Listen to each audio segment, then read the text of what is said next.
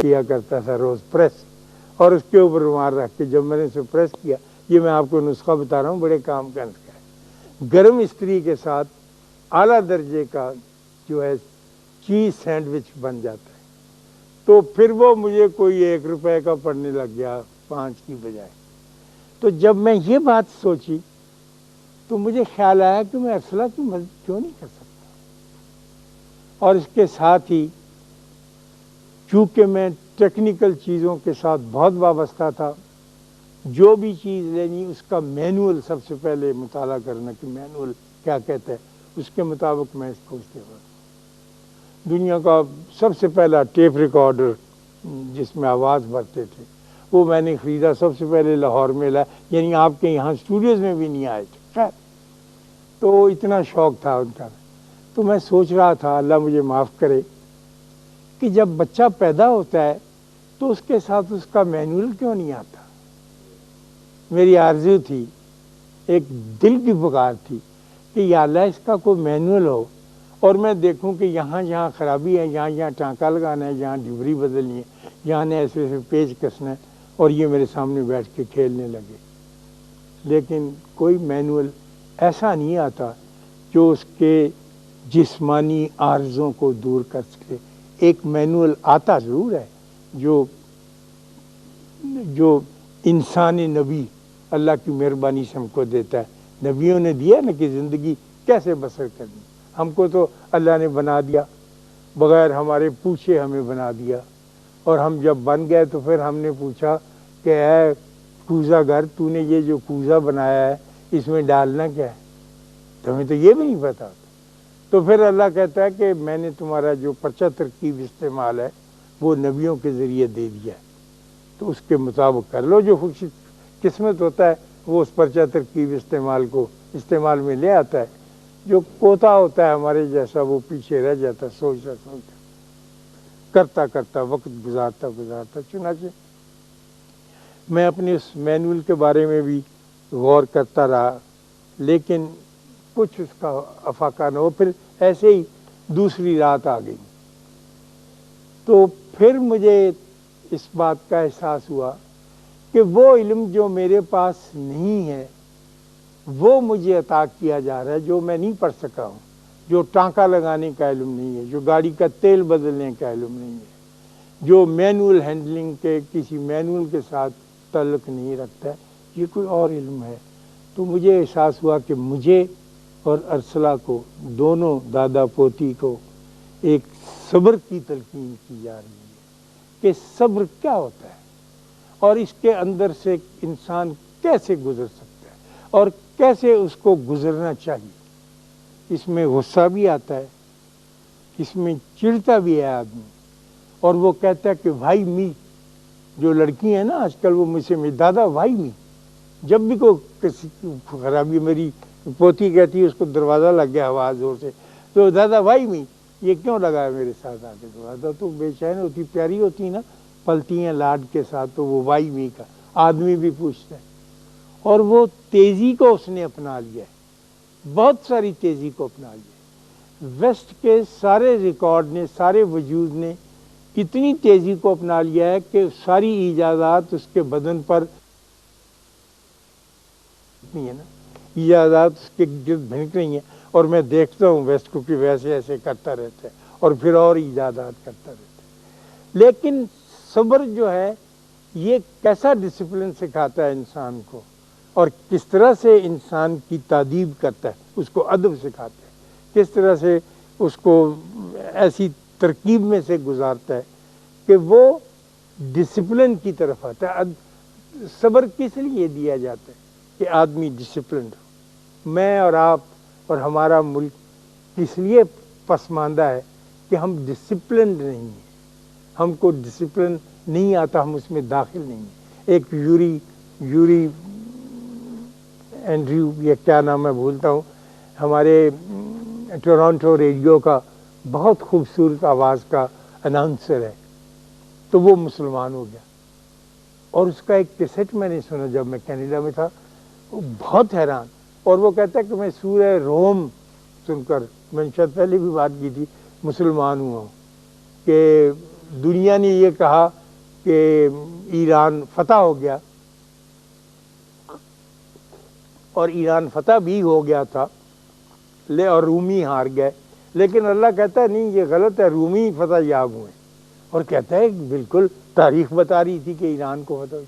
لیکن 6 دن کے بعد پانسا پلٹ گیا اور رومی فتح یاب ہو گئے۔ یوری کے دل پہ کچھ ایسی گزری کہ وہ خیر، تو یوری سے میں نے کہا، میں اس سے ملنے گیا کہ تم اسلام کو کیسے کہنے گا؟ Islam it is written on the wall, the future is Islam, it belongs to اسلام۔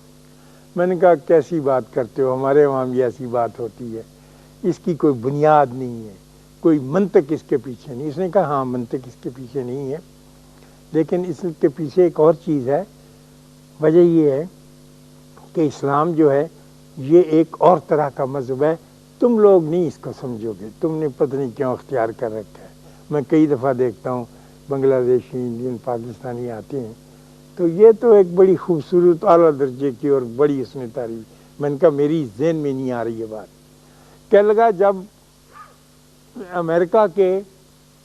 2000 بندے مسلمان ہو جائیں گے، بلانڈ، سنہرے بالوں، گورے، کالے نہیں، اور 1000 ہم ہو جائیں گے کینیڈین، اور 600 اسکینڈینیوین کنٹری کے، تو پھر ہمارا قافلہ چل نکلے گا، تو ہم پھر لوگوں کو بتا دیں گے کہ اسلام کیا ہے۔ تو میں نے کہا ہماری تعداد، ہم تو ماشاءاللہ اکیلے ہی 14 کروڑ ہے۔ اس نے کہا نہیں سوری، آپ انڈسپلنڈ پیپل ہیں، تو انڈسپلنڈ نہیں بتا سکتے، اتنا بڑا بوجھ نہیں اٹھا سکتا، آپ نہیں اٹھا سکتے۔ تو میرا دل خواتین و حضرات دکھ سے بھر گیا کہ اتنی بڑی فتح ہوگی، کبھی ہوگی، میں شاید نہ ہوں، آپ نہ ہوں، لیکن کیا ہم اس میں شریک نہیں ہوں گے؟ تو میں نے یوری سے کہا یار یہ تو ہمارا بہت پیارا دین ہے، تو تم اکیلے ہی پہلے بھی تم کامیاب رہے جب گورے ہو، دنیا داری میں بھی، اب جب یہ وقت آئے گا اس میں بھی تم ہی کامیاب رہو گے۔ اس نے کہا کیا کریں، یہ ہماری بس اللہ نے لکھ دی بات۔ تو میں نے کہا ہمارا ایسا کچھ نہیں۔ کل کا نہیں، تم پھر ایسے کرنا، تم ہاتھ اوپر اٹھانا اور اونچی آواز میں کہنا آئی ایم آلسو مسلمان تھا، تو ہم تم سے کہیں گے کہ اچھا جولی بستر اٹھا کے پیچھے پیچھے چلتے آؤ، تم سے ہو نہ ہوانا تو کچھ نہیں، آتا تو کچھ نہیں، ڈسپلن کر نہیں سکتے، یا ہو یا تو ناچ سکتے ہو، یا رو سکتے ہو، یا قتل ہو سکتے ہو، یا قتل کر سکتے ہو، تو یہ تو ڈسپلن کی بات۔ تو اللہ صبر سکھاتا ہے، میں نے اپنے طور پہ محسوس کیا، اور وہ مجھے اور ارسلہ کو، ارسلہ جب بڑی ہوگی، میں کہا اب تو ماشاءاللہ وہ 18 برس کی ہے اور نیوکلیئر فزکس کی بڑی اچھی طالبہ ہے، اور میں کہتا ہوں اللہ کے واسطے یہ نیوکلیئر فزکس نہ پڑھ تجھے پگڑی نہ لے لو، بہرکیف یہ تیسری بات ہے۔ تو وہ کہتی نہیں دادا مجھے بہت پسند ہے میتھمیٹکس میں بچی، تو وہ ہمیں سکھانا تھا اس کو آگے چل کے، مجھے اپنی اس عمر میں، کہ بھائی یہ جب تک تم کو صبر کرنا نہیں آئے گا اور اس مینول کو پڑھنا نہیں آئے گا اور اس کے اوپر ثابت قدمی کے ساتھ چلنا نہیں آئے گا۔ ایک صبر ہوتا ہے جو چٹھے پڑھ کے کہتے کہ ہاں ٹھیک ہے جی پھر کوئی گل نہیں، اللہ نے کیا صبر ہی کر لیں، یہ مجبوری کا نام صبر ہے کہیے گا، تو وہ تو صبر نہیں، وہ تو آپ کو ڈسپلن سکھا۔ تو اس دکھ میں سے میں گزرتا گیا، اور پھر اللہ نے فضل کیا، اور مجھے سمجھ نہیں آئی یہ بات، میں دفتر آیا ہوا تھا، میری بیوی نے ٹیلی فون کیا کہ وہ کوئی ریزن آج تک نہیں پتا، کوئی وجہ آج تک معلوم نہیں ہے سکی۔ اس نے کہا کہ اس کا بخار اتر گیا، اور وہ مٹی کے کھلونے جو آپ اس کے لیے بہاولپور سے منگوائے تھے بڑے چھوٹے، ان کے ساتھ بیٹھی کھیل رہی ہے، ایک کا پانی دوسرے میں ڈال رہی ہے، دوسرے کے۔ تو میں دفتر میں سارا کام چھوڑ کر تو بھاگا آیا، اور وہ حیران رہ گیا کہ یہ، اور پھر میں نے اللہ کا شکریہ ادا کیا، میں نے کہا میری وہ ساری باتیں معاف کی جائیں، اور یہ جو درس آپ نے دیا، میں پتہ نہیں ثابت قدمی سے اس پر قائم رہ سکوں گا یا نہیں، لیکن میں اس درس کے ساتھ ہوں جو مجھے ارسلہ نے عطا کیا ہے اور جس کو آپ نے ہمارے پاس بھیجا ہے۔ اسی طرح اللہ نے، آج میں دیکھتا ہوں اسی ارسلہ کی طرح میرا ملک مجھے ارسال کیا تھا،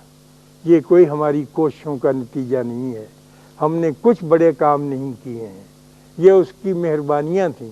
یہ اللہ کا فضل تھا جو اتنا بڑا ملک اتنے بڑے ریسورسز کے ساتھ اتنے خوبصورت موسموں والا ایسے پھلوں والا ہم کو مل گیا۔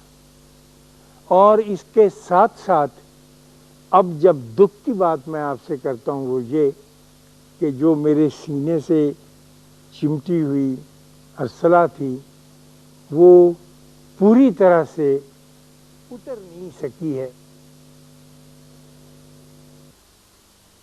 بہت تکلیف میں مبتلا، اس سے بھی زیادہ تکلیف میں مبتلا بچے کی طرح کشمیر بن کر میرے سینے کے ساتھ لپٹی ہوئی،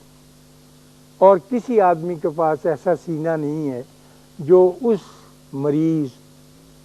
پائمال خار اور پریشان اور درد مند کشمیر کے لیے اپنا سینہ ڈا کے جسے کہتے ہیں پیش کر سکے اور اس مشکل میں سے گزر سکے۔ آپ یقین نہیں کریں گے کہ کشمیر آج کا دکھ میں مبتلا نہیں ہے، یہ بڑے عرصے سے ڈوگرا راج کے زمانے سے تکلیفیں سہتا چلا آ رہا ہے۔ ہم نے اس کے ساتھ جتنی محبت کرنی تھی وہ کر نہیں سکے، ضرور ہم نے اس کے لیے محسوس کیا، لیکن جس طرح سے ایک دکھی دادا اپنی ارسلہ کے لیے محسوس کرتا ہے یا کرتا رہا ہے ویسے نہیں کر سکے۔ تو بڑی آرزو یہ ہے کہ سیاستدان اور لیڈر وہ تو وہ محبت عطا نہیں کر سکتے، وہ اپنے کچھ اور کاموں میں لگے رہتے ہیں، لیکن لوگ جو ہے اگر یہ اجتماعی طور پر اپنی محبت کو جمع کر کے اپنے اپنے گھر بیٹھ کر اپنی اپنی دل بستگی کے ساتھ اس کشمیر کے لیے دعا ہی کہ دیکھیں ہمیں اتنا وقت بھی نہیں ملتا، ہم نے اپنی زندگی ساری طویل زندگی میں کسی رات کبھی 9 بجے بیٹھ کر خالی اس کشمیر کے لیے دعا نہیں کی جہاں پچھلے 10 برس میں 1000 نئی قبریں بن چکی ہیں، پچھلے 10 برس میں تو کچھ گزرا ہے نا، اس پر کچھ ہوا ہے۔ تو اگر اس طرح سے ہو سکے کہ ہم کوئی اس پہ کوئی عملی قدم ایسا نہیں اٹھاتے جیسا کہ سیاستدان جانتے، لیکن جذباتی اور روحانی اور نفسیاتی اور قلبی اثر جو ہے وہ یقین ڈالا جا سکتا ہے، اور جب آپ میں ہم سب مل کے ڈالیں گے اپنے خالی لمحے میں تو میں آپ کو یقین دلاتا ہوں کہ آپ کے ہر گھر میں یہ ٹیلی فون بجے گا کہ کشمیر آزاد ہو گیا ہے اور اپنے کھلونوں کے ساتھ کھیل رہا ہے جو پھولوں کی صورت میں اس کی ساری وادی میں پھیلے ہوئے ہیں۔ یہ بوجھ تھا کئی دنوں کا میرے دل پر جو میں نے آپ کی خدمت میں بیان کر دیا۔ اللہ آپ کو آسانیاں عطا فرمائے اور آسانیاں تقسیم کرنے کا شرف عطا فرمائے۔ اللہ حافظ۔